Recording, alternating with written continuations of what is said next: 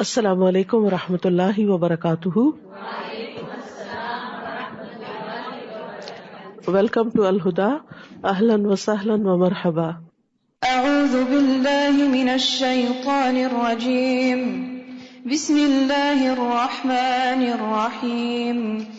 یا ایہا الذین آمنوا کتب علیکم الصیام کما کتب علی الذین من قبلکم لعلکم تتقون ایاما معدودات فمن كان منكم مريضا أو على سفر فعدة من أيام أخر وعلى الذين يطيقونه فدية طعام مسكين فمن تطوع خيرا فهو خير له وَأَن تَصُومُوا خَيْرٌ لَكُمْ إِن كُنتُمْ تَعْلَمُونَ. شَهْرُ رَمَضَانَ الَّذِي أُنزِلَ فِيهِ الْقُرْآنُ هُدًى لِّلنَّاسِ وَبَيِّنَاتٍ مِّنَ الْهُدَى وَالْفُرْقَانِ فَمَن شَهِدَ مِنكُمُ الشَّهْرَ فَلْيَصُمْهُ ومن كان مريضا أو على سفر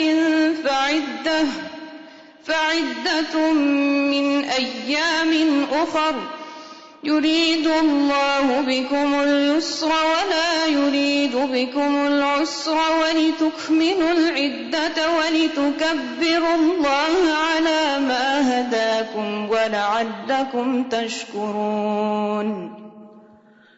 نحمده ونصلي على رسوله الكريم. اما بعد فاعوذ بالله من الشيطان الرجيم. بسم الله الرحمن الرحيم. رب اشرح لي صدري ويسر لي امري واحلل عقدة من لساني يفقهوا قولي. يا ايها الذين آمنوا، اے لوگو جو ایمان لائے ہو. اللہ رب العزت کائنات کا مالک، کائنات کا بادشاہ ایمان والوں سے خطاب کر رہا ہے، ہم سے مخاطب ہے، مجھ سے اور آپ سے، اور ہمیں بتا رہا ہے کہ کتب علیکم الصیام، تم پر روزے فرض کر دیے گئے ہیں. عربی میں لفظ صوم بھی استعمال ہوتا ہے اور صیام بھی استعمال ہوتا ہے. صوم کا تعلق عام طور پر چپ کے روزے سے ہوتا ہے، جس طرح حضرت مریم علیہ السلام کو اللہ تعالیٰ نے حکم دیا تھا، کلی وشربی، کھاؤ پیو اور اپنی آنکھیں ٹھنڈی کرو، اور اگر تم سے کوئی بات کرے تو اس سے کہو فلن اکلم اليوم انسیا، آج میں کسی سے بات نہیں کروں گی. انی نذرت للرحمن صوما فلن اکلم اليوم انسیا، آج میں نے رحمان کے لیے صوم کی نظر مانی ہے. تو صوم کہتے ہیں چپ کے روزے کو بنیادی طور پر، لیکن جب لفظ صیام استعمال ہوتا ہے تو اس کا تعلق کھانے پینے سے اور دیگر چیزوں سے بھی ہوتا ہے. اسی لیے ایک عام روزہ ہوتا ہے جس میں انسان کھانے پینے سے رکتا ہے، اور ایک خاص روزہ ہوتا ہے جس میں انسان ہر اس چیز سے رکتا ہے جس سے اللہ سبحانہ وتعالیٰ نے روکا. اور اس کا تعلق صرف پیٹ سے نہیں ہوتا، بلکہ اس کا تعلق نگاہوں سے بھی ہوتا ہے، اس کا تعلق کانوں سے بھی ہوتا ہے، اس کا تعلق زبان سے بھی ہوتا ہے، جسم کے سارے اعضاء کے ساتھ ہوتا ہے، کہ جس میں انسان اللہ کے احکامات کے آگے رک جاتا ہے. یعنی رمضان کا مہینہ جو آ رہا ہے، اس میں اللہ سبحانہ تعالیٰ نے ہمارے لیے جو روزے فرض کیے ہیں، اس میں ہمیں صرف کھانے پینے اور جنسی خواہشات ہی سے نہیں روکا، بلکہ ان تمام برائیوں سے روکا ہے جو ہمارے لیے نقصان دہ ہے. اب دیکھیے کہ جب زندگی میں ہم بیمار ہو جائیں کبھی، تو پھر بہت سی ایسی چیزیں چھوڑ دیتے ہیں جو ہمارے لیے عام دنوں میں بہت مزے کی اور ہمیں بہت فائدے کی نظر آتی ہیں. پھر ڈاکٹر کے کہنے پر ہم ان تمام چیزوں کے بارے میں اپنی سوچ بدل لیتے ہیں. ہم چاہے ان کو کتنا بھی انجوائے کرتے ہوں لیکن چھوڑ دیتے ہیں، کیونکہ وہ ہمارے لیے نقصان دہ ہیں، اور اس کے بجائے کچھ دوائیاں کھانے لگتے ہیں جو ہمارے لیے صحت کا باعث ہوتی ہیں. تو وہ تو انسانی علم ہے اور انسان کی خیرخواہی ہے انسان کے ساتھ، اس کو کچھ تکلیفوں سے نجات دینے کے لیے. لیکن یہاں تو اللہ رب العزت جس نے ہمیں بنایا ہے، جس نے ہمیں پیدا کیا ہے، وہ ہمیں کچھ چیزوں سے بچنے کے لیے کہہ رہا ہے. کیوں کہہ رہا ہے؟ اس لیے نہیں کہ اس میں اس کا کوئی فائدہ ہے، اس لیے کہ اس میں سراسر ہمارا ہی فائدہ ہے. وہ ہمیں کچھ ایسی النسز سے، ایسی بیماریوں سے بچانا چاہتا ہے کہ جس میں ہمارے لیے ہلاکت ہے، جس میں ہماری دنیا کا نقصان بھی ہے اور ہماری آخرت کا نقصان بھی ہے. تو اسی لیے اللہ سبحانہ وتعالیٰ نے روزے جیسی چیز کو ہمارے لیے نہ صرف یہ کہ فرض قرار دیا بلکہ عبادت بھی قرار دیا تاکہ ہم اسے خوشی خوشی اختیار کریں. تو یا ایھا الذین آمنوا، اے لوگو جو ایمان لائے ہو، کتب علیکم الصیام، تم پر روزے رکھنا فرض کر دیا گیا، کما کتب علی الذین من قبلکم، جیسا ان لوگوں پہ فرض کیا گیا جو تم سے پہلے گزرے ہیں. یعنی تمام انبیاء نے اپنی امتوں کو روزے کا حکم دیا. ان کی شریعتیں مختلف رہی ہیں لیکن بہت سے احکامات ہم میں اور ان میں کامن ہیں. یعنی یہ پابندی جو تم پر لگائی جا رہی ہے روزے کی شکل میں، یہ کوئی نئی بات نہیں ہے، یہ تو پہلے سے ہوتی چلی آ رہی ہے. اور تم تو امت وسط ہو، تم تو آخری امت ہو جس پر دین مکمل کیا جا رہا ہے، تو تم پر بھی اس کو فرض کیا جا رہا ہے. اور اس کا فائدہ کیا ہے، اس کا مقصد کیا ہے؟ لعلکم تتقون، امید ہے کہ تم بچ جاؤ گے، یا تاکہ تم، یا شاید کہ تم تقوی اختیار کرو، شاید کہ تم بچ سکو. یعنی کچھ پابندیاں تو اللہ تعالی کی طرف سے ہیں اور پھر کچھ پابندیاں تمہیں اپنے اوپر خود لگانی ہوگی تاکہ تم جہنم کی آگ سے بچ جاؤ. تتقون، تقوی کا تعلق بچنے سے ہے. یعنی کس چیز سے بچنا؟ اللہ تعالیٰ کی ناپسندیدہ چیزوں سے بچنا. اور یہ بچنا زندگی کے سارے معاملات میں ہے. صرف چند حرام چیزوں سے بچنا یا رمضان میں صرف کھانے پینے اور جنسی خواہشات سے بچنا ہی مطلوب نہیں، بلکہ ان چیزوں سے بھی بچنا کہ جو اس کو پسند نہیں. کیونکہ اللہ سے محبت کرنے والے تو بہت زیادہ کانشیس ہوتے ہیں کہ کوئی ایسا کام ہم سے نہ ہو جائے کہ جس سے ہمارا رب ہم سے ناراض ہو جائے. لہذا تقوی کی ایکسرسائز اور اس کی پریکٹس صبح سویرے ہی شروع ہو جاتی ہے. یعنی جب ہمارا الارم بجتا ہے اور ہمارے اٹھنے کی گھنٹی بجتی ہے یا فجر کی اذان ہوتی ہے تو پھر ہمارا دو میں سے ایک رویہ ہوتا ہے. ایک تو یہ کہ ہم پہلو بدل کے پھر سے سو جائیں، اور دوسرا یہ کہ ہم اللہ کی پکار پر لبیک کہتے ہوئے اٹھ جائیں اور اللہ کو یاد کریں، اللہ کا ذکر کریں، اٹھ کر نماز پڑھیں. وضو کرتے وقت بھی تقویٰ کہ ہم اپنے وضو کا پورا کریں کہ اس میں سے کوئی حصہ بھی ایسا خشک نہ چھوڑیں کہ جس سے ہمارے وضو میں کوئی خلل آئے. پھر اس کے بعد نماز میں اللہ تعالیٰ کی طرف پورا خشوع اختیار کریں. لعلکم تتقون، یہ تتقون ہر موقع پر ہے. پھر جب ہم کھانے کی میز پر ناشتے کے لیے آئے تو وہاں بھی تتقون، بچ کر احتیاط سے، صرف صحت کے اعتبار سے نہیں، حلال و حرام کا فرق کرتے ہوئے. پھر جب ہم اپنے گھر سے نکلے کام کاج کے لیے، جاب کے لیے، بزنس کے لیے، تو بھی تتقون، وہاں بھی بچنا ہے ہر غلط پریکٹس سے، ہر غلط کام سے. پھر ہم اپنے گھر والوں کے ساتھ معاملہ کریں، ایک شوہر اپنی بیوی کے ساتھ معاملہ کرے تو اس میں بھی تتقون، تقویٰ، بچتے ہوئے کہ کہیں میری زبان سے، میرے رویے سے، میرے معاملے سے کوئی ایسی چیز سرزد نہ ہو کہ جو میرے رب کو ناراض کر دے. وہ صرف بیوی کو خوش کرنے کے لیے اچھے بول نہیں بولے گا، وہ اپنے رب کو راضی کرنے کے لیے اچھے بول بولے گا. اینڈ وائس ورسا، بیوی اپنے شوہر کے ساتھ اس لیے اچھا معاملہ نہیں کرے گی کیونکہ شوہر اس کا بہت اچھا ہے، نہیں، وہ اس لیے کرے گی کہ یہ اس کے رب کا حکم ہے، یہ اس کے رب نے اس سے کہا ہے. اور وہاں بھی وہ اللہ سے ڈرتے ہوئے، اللہ کی ناراضگی سے بچتے ہوئے اچھے کام کرے گا. پھر اپنے ورک پلیس پر وہ اپنی نگاہوں کی حفاظت کرے گا کہ جن چیزوں سے مجھے دیکھنے سے اللہ نے روکا ہے مجھے ان کو نہیں دیکھنا. وہ اپنی اسکرین کا استعمال کرتے ہوئے، سیل فون اٹھاتے ہوئے، وہ کوئی کال اٹینڈ کرتے ہوئے، وہ کسی سے بزنس ڈیل کرتے ہوئے ہر جگہ تقویٰ کا لحاظ رکھے گا. تو قرآن مجید میں جتنی کثرت کے ساتھ، جتنا زیادہ تقویٰ کے لفظ کی ریپیٹیشن ہے شاید ہی کوئی اور لفظ ہو. کیونکہ یہی ہماری ہدایت کا ذریعہ ہے، یہی ہماری کامیابی کا ذریعہ ہے، اسی سے ہمارے لیے دنیا میں کامیابی ہے۔ ظاہر ہے کہ جو شخص بہت کانشیس ہوتا ہے، پھونک پھونک کے قدم رکھ رہا ہوتا ہے زندگی کے معاملات میں اللہ کی ناراضگی سے بچتے ہوئے، تو وہی آخرت میں بھی کامیاب ہوگا۔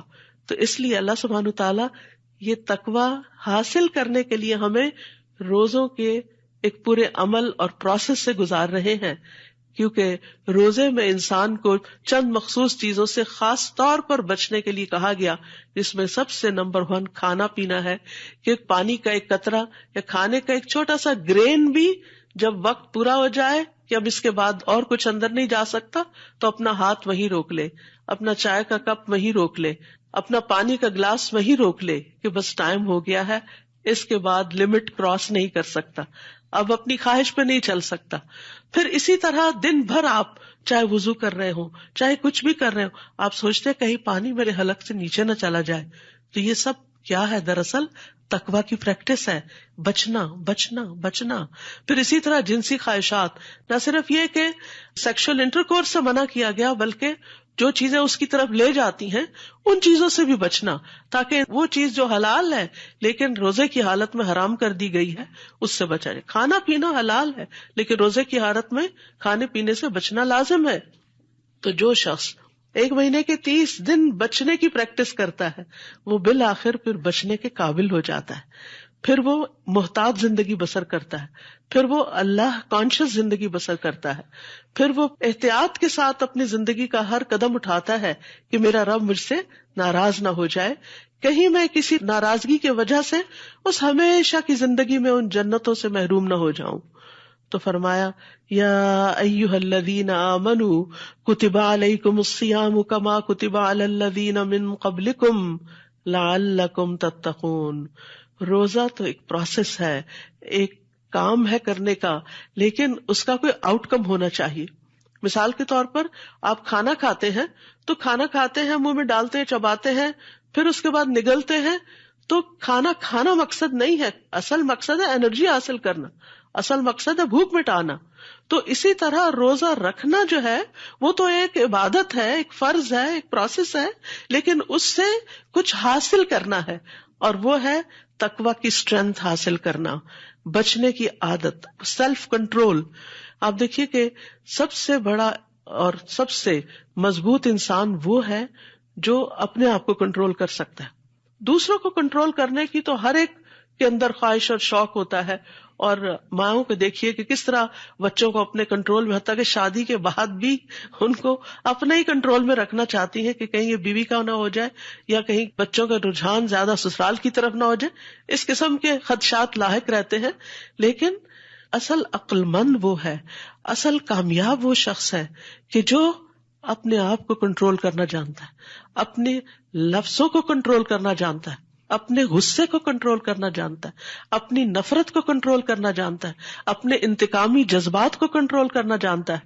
اور جو شخص اپنے اوپر کنٹرول کرنا نہیں جانتا وہ پھر کسی بھی کام کے قابل نہیں، وہ انسان بہت ہلکا ہے، وہ انسان بہت کمزور ہے۔ انسان کی اصل اسٹرینتھ اس میں ہے کہ انسان اپنے آپ کو اس چیز سے بچا لے کہ جو اس کے لیے ہلاکت خیز ہے۔ یاد رکھیے، آگ سے بڑھ کر، جہنم سے بڑھ کر ہلاکت خیز چیز کون سی ہو سکتی ہے؟ تو یہ روزہ دراصل ہمیں اس جہنم سے بچنے کے لیے ایک اسٹرینتھ دیتا ہے کہ تم اپنے آپ کو ان چیزوں سے روک لو۔ جیسے آپ گاڑی جب چلاتے ہیں تو آپ بریکس پر بھی پاؤں رکھے ہوئے ہوتے ہیں، اسٹیئرنگ بھی کنٹرول کیے ہوئے ہوتے ہیں، کیوں؟ تاکہ آپ ٹکر نہ مار دے کسی کو۔ یا صرف یہی نہیں ہوتا کہ آپ نے دوسروں کو بچانا ہے، آپ اپنے آپ کو بھی بچا کے چل رہے ہوتے۔ تو بالکل روزے کی حالت میں بھی اسی طرح آپ اپنے آپ کو ایسی اٹریکٹیو چیزوں سے بچا رہے ہوتے ہیں جو آپ کو کمزور کر دیں، اور آپ دوسروں کو بھی بچا رہے ہوتے ہیں، نہ کسی سے جھگڑا کرتے ہیں اور نہ کسی کو کرنے دیتے ہیں۔ اسی لیے حدیث میں آتا ہے کہ جب کوئی تمہارے پاس تم سے جھگڑنے آئے تو تم کہہ دو کہ انی امرؤ صائم، کہ میں تو روزے سے ہوں، میں جھگڑ نہیں سکتا۔ تو اس لیے ہمیں رمضان کی تیاری کرتے ہوئے اصل چیز جو کی ورڈ ہمیں یاد رکھنا ہے وہ تقویٰ ہے، اللہ کے ڈر سے، اللہ کی ناراضگی کے کاموں سے بچنا، اللہ کی محبت میں اللہ کے پسندیدہ کاموں کو کرنا، اللہ کی خاطر اپنی نیند قربان کرنا، اللہ کی خاطر اپنی بھوک کنٹرول کرنا، اللہ کی خاطر اپنے جذبات کو کنٹرول کرنا، اور خصوصاً منفی جذبات کو کنٹرول کرنا. نہ صرف یہ کہ روزے سے فزیکل کلینزنگ ہوتی ہے، بلکہ اخلاقی اعتبار سے، روحانی اعتبار سے اور بہت سے اعتبارات سے انسان صاف ہو جاتا ہے، پاک ہو جاتا ہے، بچ جاتا ہے، ہلاکت میں پڑنے سے رک جاتا ہے. تو اس لیے رمضان کے لیے نمبر 1 گول، نمبر 1 ٹارگٹ تقویٰ ہے، اور تقویٰ صبر کے ساتھ آتا ہے. اسی لیے قرآن مجید میں آتا ہے اِنَّهُ مَن يَتَّقِ وَيَصْبِرْ فَإِنَّ اللَّهَ لَا يُضِيعُ أَجْرَ الْمُحْسِنِينَ، کہ جو تقویٰ اختیار کرتا ہے اور جو صبر کرتا ہے تو یقیناً اللہ محسنین کا اجر ضائع نہیں کرتا، نیکوکاروں کا اجر اللہ ضائع نہیں کرتا. تو جتنا بھی آپ اس میں صبر کریں گے، کیونکہ آپ بچ نہیں سکتے نا اس وقت تک جب تک آپ کے اندر صبر نہ ہو. اسی لیے رمضان کو شہر الصبر بھی کہا گیا کہ یہ صبر کا مہینہ ہے. یعنی کوئی شخص آپ کو پرووک کر رہا ہے، کوئی شخص آپ پر ایسی بات کر رہا ہے کہ جس سے آپ ہرٹ ہو رہے ہیں، تو اب آپ کو جواب دینے سے کیا چیز روک رہی ہے کہ میں روزے سے ہوں، میں روزے سے ہوں. تو یہ وہی کر سکتا ہے جس کے اندر صبر ہوگا. تو روزہ ہمیں صبر بھی سکھاتا ہے. يا أيها الذين آمنوا كتب عليكم الصيام كما كتب على الذين من قبلكم لعلكم تتقون. پھر آپ دیکھیے کہ انسان کی نیچر میں ہے یہ بات کہ وہ اپنے اوپر پابندیاں برداشت نہیں کرتا، اور اس کو ایک عرصے تک اپنے آپ کو ایک پابندی میں رکھنا مشکل کام لگتا ہے. تو اسی لیے اللہ سبحانہ وتعالیٰ فرماتے ہیں ایام معدودات، گنتی کے چند دن ہیں، گنے چنے چند دن ہیں. تو انسان کی نیچر میں یہ چیز ہے کہ وہ پابندی برداشت نہیں کرتا، اور پابندی سے اس کو گھٹن ہونے لگتی ہے، اسے گھٹن ہونے لگتی ہے کہ کب میں اس سے باہر نکلوں گا. آپ دیکھیں ویسے آپ چلتے پھرتے رہے، آتے جاتے رہے، کچھ نہیں ہوتا، لیکن جب آپ گاڑی میں بیٹھ جاتے ہیں تو پھر آپ کا کیا دل ہوتا ہے کہ کب باہر نکلیں گے. آپ لفٹ پہ سوار ہوتے ہیں تو آپ کو کیا ہوتا ہے کب دروازہ کھلے گا، کب باہر نکلیں گے. تو یہ انسان کی نیچر ہے کہ اس کو تنگی اور گھٹن اور پابندی اور ریسٹرکشن یہ چیزیں پسند نہیں ہوتی. بہرحال 30 دن کے اس پابندیوں کے پروسیس سے گزرنے کے بعد وہ کافی حد تک پھر اس پریزن سے دل لگا چکا ہوتا ہے، اس کو عادت ہو چکی ہوتی ہے، لیکن آغاز میں مشکل لگ رہا ہوتا ہے. تو اللہ سبحانہ وتعالیٰ کیا فرماتے ہیں، ڈرو نہیں، ایام معدودات، چند دن کی بات ہے، گنے چنے دن ہیں، اور پورے سال میں شاید ہی کسی مہینے کو ہم اتنا گنتے ہوں گے جتنا رمضان کے آنے کو بھی گنتے ہیں اور پھر جانے کو بھی گنتے ہیں کہ کتنے دن باقی رہ گئے. ایام معدودات فمن کان منکم مریضا، پھر بھی جو تم میں سے بیمار ہو، او علی سفر، یا مسافر ہو، فعدۃ من ایام اخر، تو اس پر پابندیاں نہیں، وہ آلریڈی جکڑا ہوا ہے، خود سفر کی پابندی میں ہے اور یہ بیماری کی وجہ سے ریسٹرکٹیڈ ہے، تو اس کو رخصت ہے. یہ روزہ نہ بھی رکھے تو کوئی بات نہیں، لیکن گنتی پوری کرنا لازم ہے.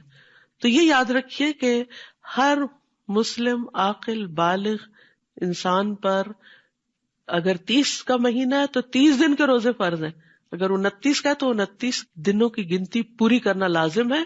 رمضان میں پوری ہو جائے تو بہت ہی اچھا، ایک پورا ماحول ہوتا ہے، ایک موسم ہوتا ہے، آسان ہوتا ہے سب کے ساتھ مل کے روزہ رکھنا. لیکن اگر بیماری کی وجہ سے نہیں رکھ سکے تو بعد میں جتنا جلدی ہو اپنے روزوں کی گنتی کو پورا کر لیا جائے. 4 چھوڑے ہیں تو 4 قضا رکھ لیں، 10 چھوڑے ہیں تو 10 قضا رکھ لیں. وَعَلَى الَّذِينَ يُطِيقُونَهُ، اور وہ لوگ جو اس کی طاقت رکھتے ہوں. اس کے 2 معنی کیے گئے ہیں. ایک یہ کہ یہ آیت شروع میں نازل ہوئی تھی جب ابھی لوگوں کو پوری طرح ان پابندیوں کی عادت نہیں تھی، تو اس وقت ایک آپشن دی گئی تھی کہ اگر طاقت رکھتے بھی ہیں روزہ رکھنے کی، پھر روزہ نہیں رکھتے، فدیۃ طعام مسکین، تو وہ مسکین کو ایک کھانا کھلا دیں. فمن تطوع خیرا فہو خیر اللہ، اور جو خوشی سے نیکی کرے گا وہ اس کے لیے بہتر ہے. وَأَن تَصُومُوا خَيْرٌ لَكُمْ، اور یہ کہ تم روزہ رکھو یہی تمہارے لیے بہتر ہے. ان کنتم تعلمون، اگر تم جانتے ہو. کیا جانتے ہو؟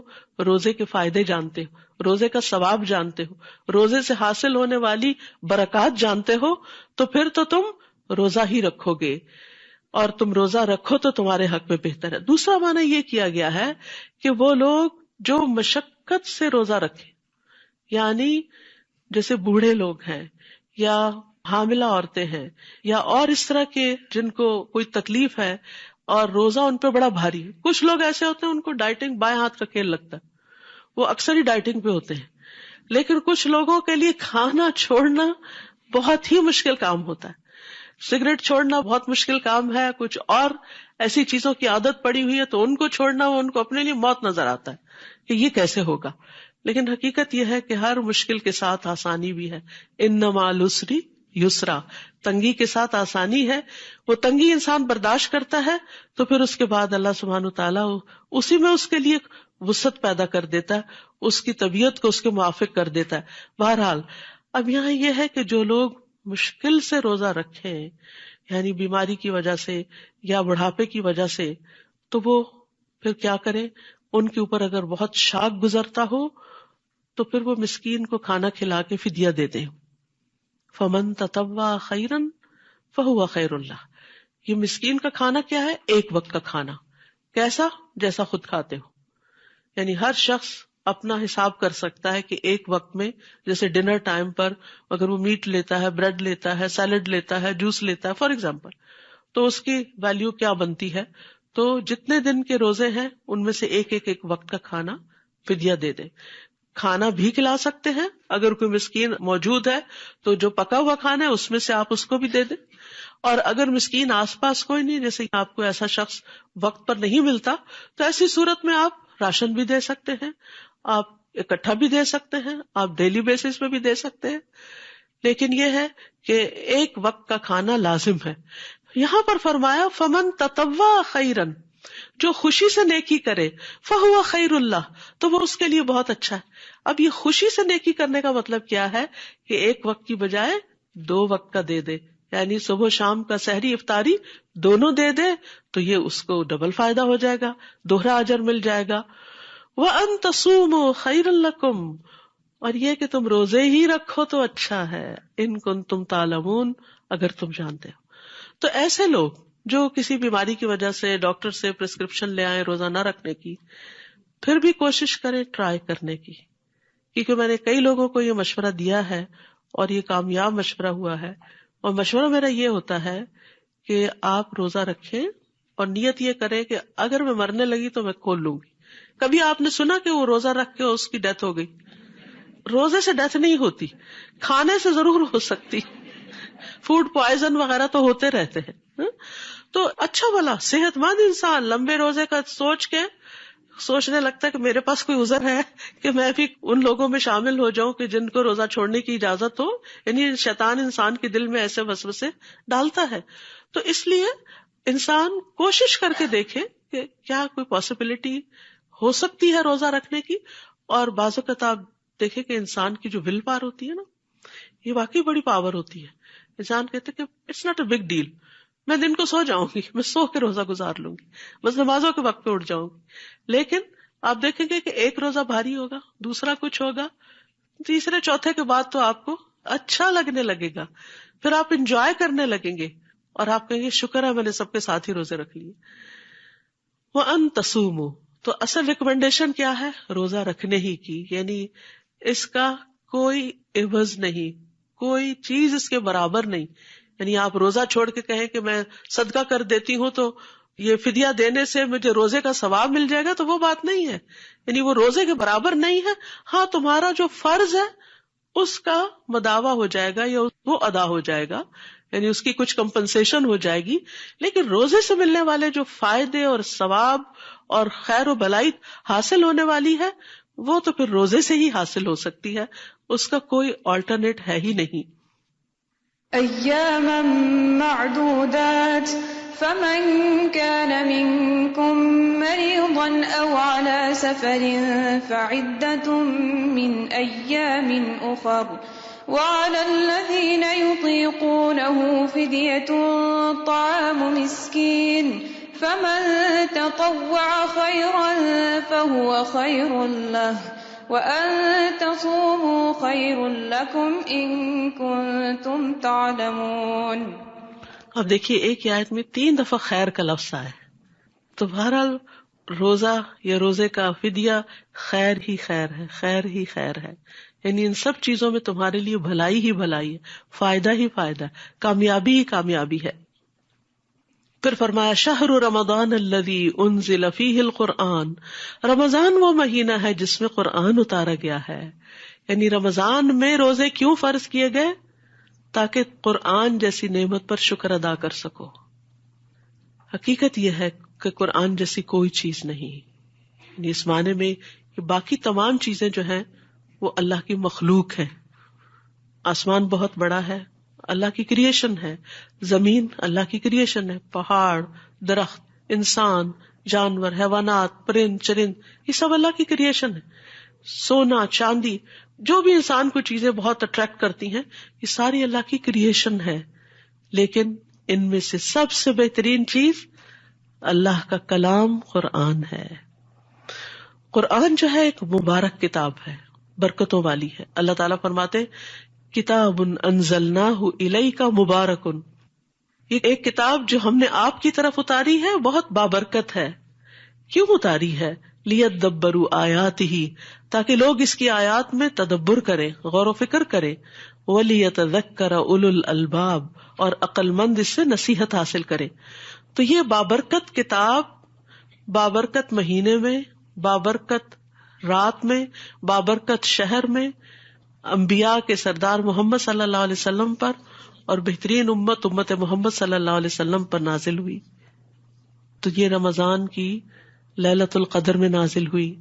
انا انزلناہ فی لیلۃ القدر وما ادراک ما لیلۃ القدر لیلۃ القدر خیر من الف شہر. لیلۃ القدر میں جو نازل ہوئی، تمہیں کیا پتا کہ وہ لیلۃ القدر کیا ہے؟ وہ 1000 مہینوں سے زیادہ بہتر ہے. تو جس قرآن کے نزول کی وجہ سے ایک رات کو اتنا بڑا مقام ملا، اس مہینے کو مہینوں کا سردار قرار دیا گیا اس قرآن کی وجہ سے. سوچے پر اس قرآن کی عظمت کیا ہوگی، اس قرآن کی فضیلت کیا ہوگی، اس قرآن کی برکت کیا ہوگی، اس قرآن کے ساتھ ملنے والی رحمتیں کیا ہوں گی. تو اس لیے ہم سب کو اس بارے میں سوچنا چاہیے کہ ہم اس رمضان میں قرآن کے ساتھ کیسا تعلق قائم کر سکتے ہیں. شہر رمضان الذی انزل فیہ القرآن. تو اگر رمضان میں قرآن نازل ہوا ہے تو رمضان میں ہی یہ قرآن دلوں پہ نازل ہوتا ہے. عام دنوں میں بھی آپ قرآن سے بھرپور فائدہ اٹھاتے ہیں، لیکن جو فائدہ رمضان میں قرآن کے ساتھ ملتا ہے وہ عام دنوں میں آپ محسوس نہیں کرتے. اس لیے رمضان میں قرآن کے ساتھ زیادہ سے زیادہ تعلق قائم کرنے کی ضرورت ہے. تراویح میں، قیام اللیل میں، دن میں اس کا ناظرہ تلاوت کر کے، اس کو سمجھ کر پڑھ کے، کیونکہ باقی سب بھی فائدے کی چیز ہے، لیکن اصل میں قرآن کا فائدہ اس وقت ہوتا ہے جب انسان اس کو سمجھتا ہے، جب انسان کو پتہ چلتا ہے کہ اس کے اندر کیسے کیسے ہیرے جواہرات ہیں، میری زندگی کے کیسے کیسے مسائل کا حل ہے، کیسی کیسی برکتیں اور کیسی کیسی رحمتیں اللہ نے اس کے ذریعے بندوں کو عطا کی ہیں. تو اس لیے بہت ضروری ہے کہ ہم رمضان کے مہینے میں قرآن سے بھرپور فائدہ اٹھائیں. کیونکہ یہاں پر آپ دیکھیے کہ قرآن کیوں اتارا گیا، مقصد بتا دیا گیا، ہدی للناس، یہ تمام انسانوں کی ہدایت کے لیے آیا ہے. اور کسی بھی چیز سے گائیڈنس کب لی جاتی ہے؟ اب مثال کے طور پر آپ کی اگر گاڑی میں اچھے سے اچھا GPS ہے، اچھے سے اچھا آپ کو میپ پلان ہے، لیکن اگر آپ اس کو آن نہیں کرتے، اور اگر آن بھی کر دیتے ہیں اس کے ساتھ وائس نہیں آن کرتے، تو پھر کیا ہوتا ہے؟ آپ بعض اوقات صرف نقشہ دیکھ کے بھی نہیں پہنچتے. آپ کو جب وہ بتاتی رہتی ہے، مسلسل انسٹرکشن ملتی رہتی ہے، ٹرن رائٹ، ٹرن لیفٹ، اتنے 100 میٹر پہ اتنے کرے، یہ کرے وہ کرے، تو پھر آپ کو کتنی آسانی ہو جاتی ہے، پھر آپ صحیح منزل پہ پہنچ جاتے ہیں. ورنہ بعض اوقات نقشہ بھی سامنے رکھا ہوتا ہے، سنتے نہیں، سمجھتے نہیں، تو ایک موڑ غلط کاٹ کے کہیں سے کہیں پہنچ جاتے، بھٹکتے پھرتے. اور آپ کو پتا ہے کہ بھٹکنا کتنا تکلیف دہ ہوتا ہے.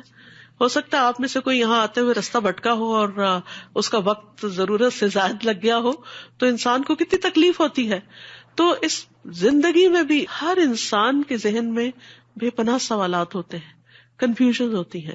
اپنی زندگی کے بارے میں انسان کہتا ہے میرے ساتھ ایسا کیوں ہو گیا، یہ ایسا کیوں ہے، یہ ویسا کیوں ہے، میرے ساتھ یہ مسائل کیوں پیش آ رہے ہیں، میرے ہی بچے ایسے کیوں ہیں، میرا ہی ہسبینڈ ایسا کیوں ہے، یہ کیوں ہو رہا ہے. ان سارے سوالات کے جواب آپ کے پیدا کرنے والے کے سوا آپ کو کون دے سکتا ہے؟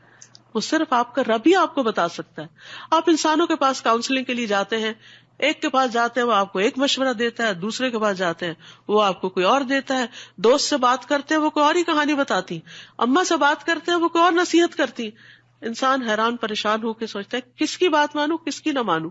ہیں تو یہ سارے میرے پیارے اور بہت اچھے سہارے، لیکن یاد رکھیے ہم سے ہمارے خالق سے بڑھ کر کوئی پیار نہیں کرتا، اس سے بڑھ کر ہمارا کوئی خیر خواہ نہیں. اسی لیے اس نے اپنی محبت اور اپنی خیر خواہی کا ثبوت دیتے ہوئے ہمیں یہ کتاب دی ہے تاکہ ہم اس سے گائیڈنس حاصل کریں.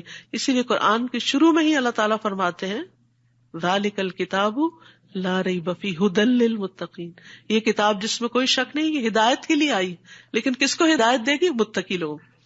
اب آپ دیکھیے کہ رمضان اور تقوی اور ہدایت اور تقوی، روزے سے آپ کو کیا ملے گا؟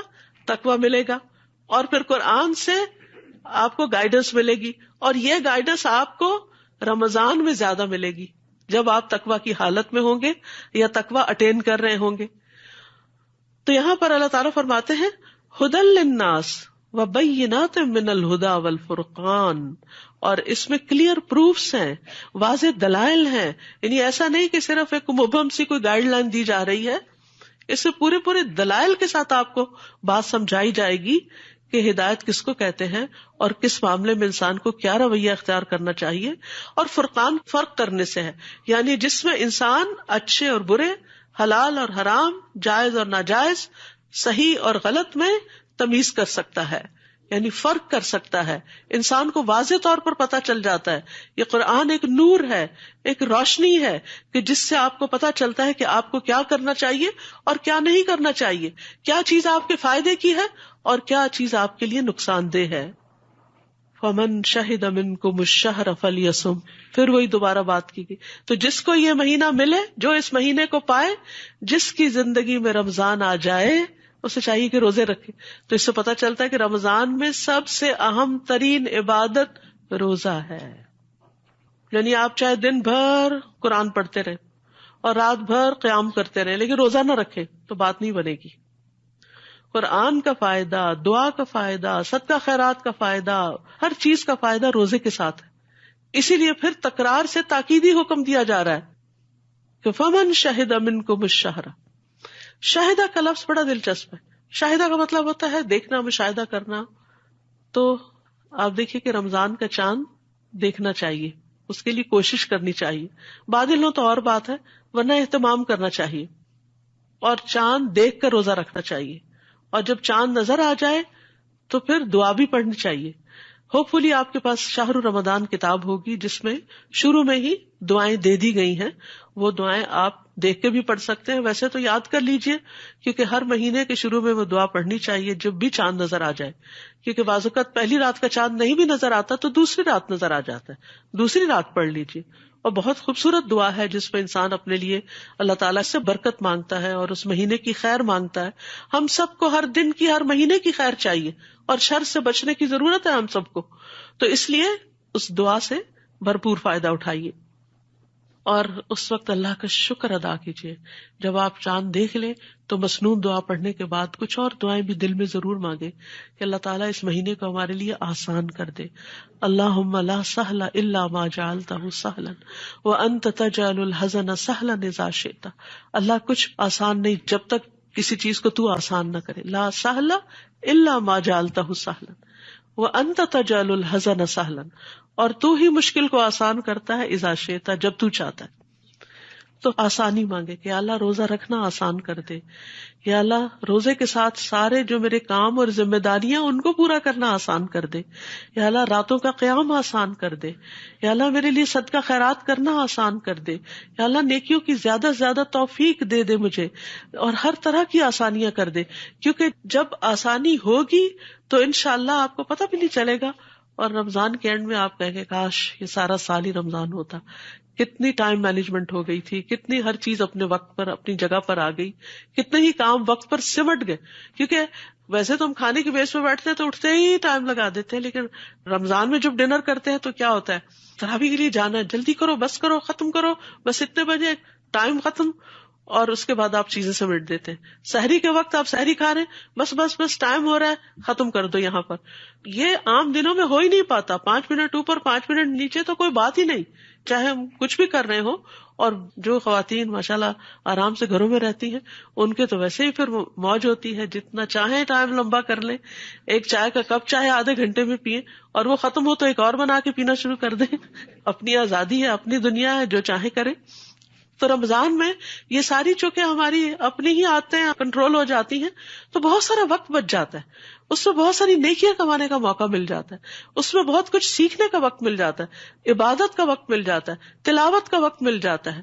یعنی عام دنوں سے زیادہ قرآن پڑھتے ہیں، عام دنوں سے زیادہ دعائیں کرتے ہیں، عام دنوں سے زیادہ صدقہ خیرات کرتے ہیں، عام دنوں سے زیادہ دوسروں کو کھانا کھلاتے ہیں، تو عام دنوں سے زیادہ اچھے اچھے کام کر رہے ہوتے ہیں، تو برکتیں ہی برکتیں ہو جاتی ہیں اپنی بس کچھ ایسی عادتوں کو کنٹرول کر کے.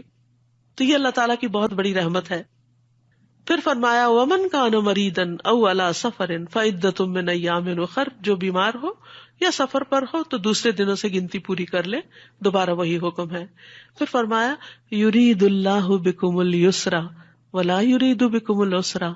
کتنا پیارا ہے ہمارا رب، اللہ تمہارے لیے آسانی چاہتا ہے، مشکل نہیں چاہتا. یعنی وہ بیمار کو اور مسافر کو روزے کی پابندی ڈال کے مشقت میں نہیں ڈالنا چاہتا.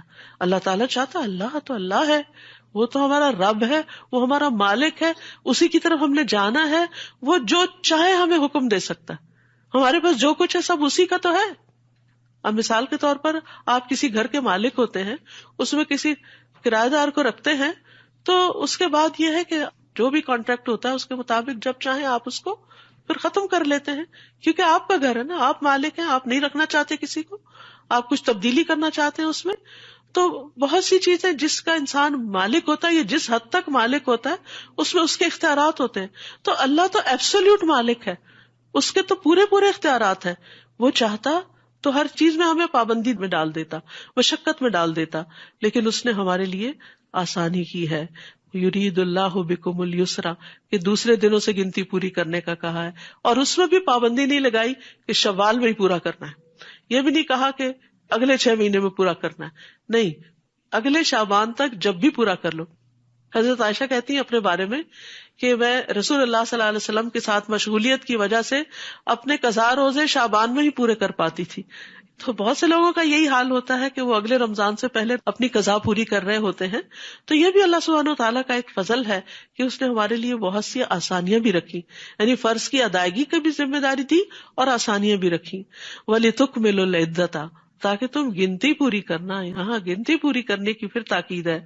وَلِتُكَبِّرُوا اللَّهَ عَلَى مَا هَدَاكُمْ، اور تاکہ تم اللہ کی بڑائی بیان کرو اس پر جو اس نے تمہیں ہدایت دی. حقیقت یہ ہے کہ اگر ہمیں روزے کے فائدے پتہ چل جائیں تو ہمارے منہ سے سوائے اللہ اکبر کے کچھ نہ نکلے. کیسا ہے ہمارا رب کہ جس نے ہمیں یہ سب کچھ عطا کیا. اور پھر رمضان کے اختتام پر جب عید آتی ہے تو زیادہ سے زیادہ کیا پڑھتے ہیں؟ تکبیرات. کیوں تکبیرات؟ اس لیے کہ یہ ہمارا کمال نہیں تھا کہ ہم اپنے آپ پہ اتنا کنٹرول کر سکتے. یعنی آپ دیکھیے کہ آپ ڈائٹنگ بھی کرتے ہیں، کہیں نہ کہیں چیٹنگ کر جاتے ہیں، لیکن روزہ ایسی چیز ہے کہ جس میں آپ کہیں چیٹ نہیں کرتے. تو یہ اصل میں اللہ کی توفیق سے ہوا ہے، یہ ہمارا کمال نہیں ہے اس میں کوئی. تو اس لیے ہمیں اس کی بڑائی بیان کرنی چاہیے. اور اس لیے بھی کہ کوئی شخص 30 روزے رکھ کر پورے قیام کر کے اور ساری نیکیاں کر کے کسی غرور میں مبتلا نہ ہو جائے، اپنے آپ کو بڑی چیز نہ سمجھنے لگے کہ میں تو اب دوسروں کے مقابلے میں بہت نیک ہو چکا ہوں، اور دوسرے نعوذ باللہ کمتر ہیں جنہوں نے روزے کسی بیماری کی وجہ سے یا عذر کی وجہ سے نہیں رکھے، یا اتنا قیام نہیں کر سکے، یا اتنی نیکیاں نہیں کر سکے. ہمیں توفیق ہو گئی، ہمیں تو اعتکاف کی بھی توفیق ہو گئی اور عمرے پہ جانے کی بھی ہو گئی، اور فلاں بھی نیکی کر لی، فلاں بھی. ان سب نیکیوں کو کرنے کے بعد اس کثرت سے تکبیرات شروع ہو جاتی ہیں کہ اللہ اکبر لا الہ الا اللہ واللہ اکبر وللہ الحمد. یہ ساری تعریف تو اللہ ہی کے لیے ہے. کیوں؟ اس لیے کہ الا ما ہداکم، اس پر جو اس نے تمہاری رہنمائی کی، اس نے تمہیں ہدایت دی، اس نے تمہیں اس طرف متوجہ کیا کہ تم اپنے دنیا اور آخرت کو رمضان میں کس طرح سنوار سکتے ہو، روزہ اور قرآن کے ذریعے. وَلَعَلَّكُمْ تَشْكُرُونَ، اور تاکہ تم شکر ادا کرو، یعنی نیکی کی توفیق پر بھی شکر، قرآن کے نزول پر بھی شکر، ہدایت کے ملنے پر بھی شکر، اور پھر ہر لمحے بھوک پیاس کاٹ کر بھی نعمتوں پر شکر. کیونکہ جب ہم بھوک پیاس کاٹتے ہیں نا تو پھر ہمیں ان لوگوں کا ضرور خیال آتا ہے جن کے پاس 2 وقت کا کھانا نہیں ہوتا. دنیا میں آپ دیکھیے بے شمار لوگ پاورٹی لائن سے بلو، کتنے سارے لوگ ہیں جن کو 2 وقت کا کھانا نہیں ملتا. تو جب رمضان میں انسان بھوک اور پیاس کی شدت سے گزرتا ہے، اور خصوصاً گھر کے اندر بیٹھ کے یا اندر آفیسز میں ورک کرتے ہوئے، تو وہ بھوک اور پیاس نہیں لگتی. کتنے ہی لوگ ہیں جو سڑکوں پہ مزدوری کر رہے ہوتے ہیں اور مشکل کام کر رہے ہوتے ہیں اور سخت مشقت میں روزہ رکھے ہوئے ہوتے ہیں. آپ نے کبھی مشاہدہ کیا ہوگا جن لوگوں کا گاؤں وغیرہ سے تعلق ہے کہ جہاں پر نہ ایئر کنڈیشنرز ہوتے ہیں، بعض اوقات بجلی نہیں ہوتی، بعض اوقات پنکھا ہی نہیں ہوتا، اور بعض اوقات ٹھنڈی چھاؤں بھی نہیں ہوتی کیونکہ اتنی لو چل رہی ہوتی ہے کہ انسان کے لیے واقعی روزہ رکھنا مشکل ہوتا ہے. ہماری نانی بتایا کرتی تھی کہ اس وقت ظاہر اتنی بجلی اور اتنے انتظامات نہیں ہوتے، تو کہتی تھی کہ ہم ململ کے باریک دوپٹے پانی میں بھگو کر اپنے اوپر ڈالا کرتے تھے تاکہ روزے کی شدت کم ہو جائے ہم سے. تو یہ ہے وَلَعَلَّكُمْ تَشْكُرُونَ، تاکہ تم شکر ادا کرو کہ کس طرح اللہ تعالیٰ نے تمہیں 11 مہینے آزادی دے رکھی ہے. 11 مہینے تم کھاؤ پیو، اپنے وقت پہ سو جاؤ، اپنے کام کاج کرو، لیکن 1 مہینہ ایسا گزارو کہ پھر جس میں تم سیلف امپروومنٹ کر سکو، اور اس کے بعد پھر تمہارے اندر کچھ اچھی نئی عادتیں ڈیولپ ہوں. اور وہ اچھی عادتیں صرف اس کے اندر ڈیولپ ہوتی ہیں جس کے اندر سیلف کنٹرول ہوتا ہے. جو شخص اپنے اوپر کنٹرول نہیں رکھ سکتا، اپنی زبان پہ نہیں رکھ سکتا، اپنے تھاٹس کو کنٹرول نہیں کر سکتا، اپنی نگاہوں کو کنٹرول نہیں کر سکتا، اپنی بری عادتوں کو کنٹرول نہیں کر سکتا، پھر وہ کبھی بھی امپروومنٹ کی طرف نہیں جا سکتا، وہ بہتر انسان نہیں بن سکتا. تو روزہ دراصل ہمیں مشکل میں ڈالنے کے لیے نہیں آیا، روزہ دراصل ہماری زندگی آسان کرنے کے لیے آیا. وقتی طور پہ مشکل ہے، لیکن اگر ہماری عادتیں سنور جاتی ہیں تو ہمارے لیے زندگی میں بہت سی، ہمارے ریلیشن شپ میں آسانیاں ہو جاتی. مثلاً آپ دیکھیے، ہم میں سے کون ایسا ہوگا جس کا یہ دل نہ چاہتا ہو کہ مجھے تہجد پڑھنے کی عادت ہو جائے. ہر ایک رش کرتا ہے ان لوگوں پر جو تہجد پڑھتے ہیں، اور ہم میں سے ہر ایک یہ چاہتا ہے، چاہے ہم میں سے کوئی کیسا بھی مسلمان ہو نا، لیکن اگر اس سے آپ پوچھیں کہ تمہارا دل چاہتا ہے تہجد پڑھنے کو، تو کہے گا ہاں میرا دل چاہتا ہے، پر میں کیا کروں، مجھ سے صبح اٹھا نہیں جاتا، میں اٹھنا چاہتا ہوں. تب آپ دیکھیے 30 دن جو صبح اٹھتا ہے نا سحری کے وقت، تو 30 دن کے بعد پھر اس کی اس وقت سونے کی عادت ٹوٹ چکی ہوتی. اگر وہ تھوڑی سی محنت اور کر لے تو رمضان کے بعد بھی اٹھ سکتا ہے.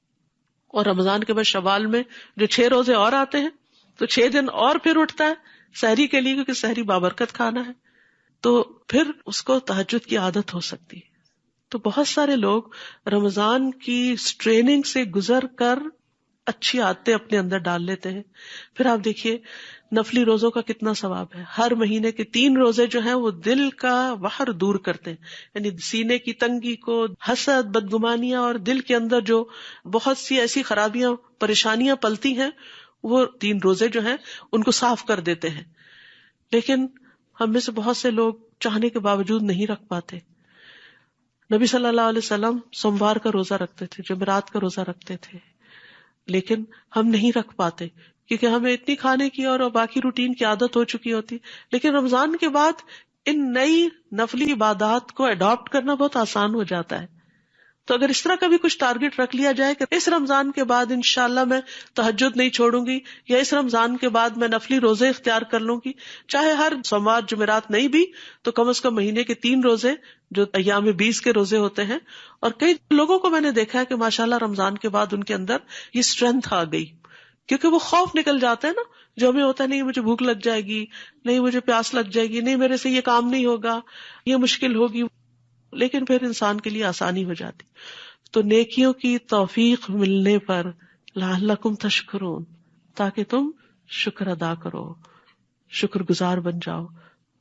شهر رمضان الذي أنزل فيه القرآن هدى للناس وبينات من الهدى والفرقان فمن شهد منكم الشهر فليصمه ومن كان مريضا أو على سفر فعدة من أيام أخر يريد الله بكم اليسر ولا يريد بكم العسر ولتكملوا العدة ولتكبروا الله على ما هداكم ولعلكم تشكرون. تو کتنی چیزیں ہمارے اندر پیدا ہوں گی انشاءاللہ رمضان کی برکت سے.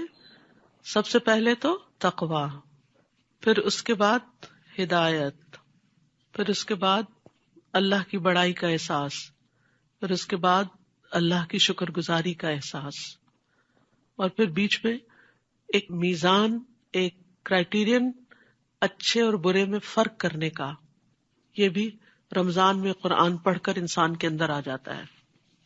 نبی صلی اللہ علیہ وسلم ہر رمضان میں جبریل علیہ السلام کے ساتھ مل کر قرآن کا دور کرتے تھے، یعنی اکیلے پڑھنے کی بجائے جبریل علیہ السلام کے ساتھ مل کے پڑھا کرتے تھے، ان سے سنتے بھی تھے اور ان کو سناتے بھی تھے. تو اسی مناسبت سے انشاءاللہ اس سال بھی رمضان میں دورہ قرآن ہوگا روزانہ. رمضان سے پہلے شعبان کا مہینہ بھی ایسا ہے کہ جو بڑی خیر و برکت والا ہے. اس کے بارے میں آپ نے فرمایا کہ بہت سے لوگ اس سے غافل ہوتے ہیں، یعنی جو رجب اور رمضان کے بیچ میں ایک مہینہ ہے، لوگ اس کی خیر سے واقف نہیں ہوتے، اس لیے اس میں پوری طرح وہ نیکیوں کی طرف متوجہ نہیں ہوتے. حدیث میں آتا ہے کہ نبی صلی اللہ علیہ وسلم شعبان کے مہینے میں باقی تمام، یعنی رمضان کو چھوڑ کر باقی تمام مہینوں کے مقابلے میں زیادہ روزے رکھتے تھے، یعنی سب سے زیادہ روزے رمضان کے بعد شعبان میں رکھا کرتے تھے. اسی طرح سلف صالحین جو تھے وہ رمضان کے علاوہ سب سے زیادہ قرآن بھی شعبان میں پڑھا کرتے تھے. تو اس لیے انشاءاللہ ہم شعبان ہی میں، یعنی مڈ شعبان کے بعد دورہ قرآن شروع کر رہے ہیں، تاکہ آپ کو آخری عشرہ پھر اور زیادہ راتوں کی عبادت کے لیے مل جائے. کیونکہ نبی صلی اللہ علیہ وسلم آخری عشرے میں خود بھی جاگتے تھے، گھر والوں کو بھی جگاتے تھے. اور بہت سے لوگ اعتکاف بھی کرتے ہیں. مصنون اعتکاف تو مسجد کے اندر ہی ہوتا ہے، لیکن جو خواتین گھر نہ چھوڑ سکتی ہوں وہ گھر کے اندر ایک گوشے میں بیٹھ کر، اگر اس کو اعتکاف نہ بھی کہیں تو ایک جگہ جم کے بیٹھ کے اپنی عبادت کر سکتی ہیں. کیونکہ وہ ایک جگہ سکلوڈ ہو کے بیٹھنے کا فائدہ یہ ہوتا ہے کہ سب کو پتا ہوتا ہے کہ وہ کسی کام سے بیٹھا ہوتا ہے. جب آپ اپنے ڈیسک پہ گھر پہ بھی بیٹھ جاتے ہیں اپنا کام لے کے، تو سب کو پتا ہوتا ہے اب اماں کو ڈسٹرب نہیں کرنا، وہ اپنے آفس ورک میں ہے. کئی لوگ گھروں سے کام کرتے ہیں تو ان کا ایک اسکیجول ہوتا ہے. تو اسی طرح گھر میں بھی عبادت کا ایک اسکیجول آپ بنا سکتے ہیں. تو اس لیے انشاءاللہ تعالی اللہ سبحانہ وتعالیٰ کے فضل سے آپ نے پورے قرآن سے گزرنا ہے. کوشش کرنی ہے کہ کوئی سپارہ آپ کا چھوٹے نہیں، اور ہر سپارے کے اندر سے کم 3 ایکشن پوائنٹس جو ہیں، یعنی 3 ایسے عمل کے نقطے اپنے لیے نکال لیں، تو آخر میں پورے سال کے لیے آپ کے پاس مٹیریل جمع ہو جائے گا کہ کیا کیا کرنا ہے. تھنگس ٹو ڈو، یعنی آپ کی سیلف امپروومنٹ کے لیے اللہ سبحانہ تعالیٰ کی دی ہوئی رہنمائی میں سے آپ اپنے لیے کیا کیا اختیار کرتے ہیں.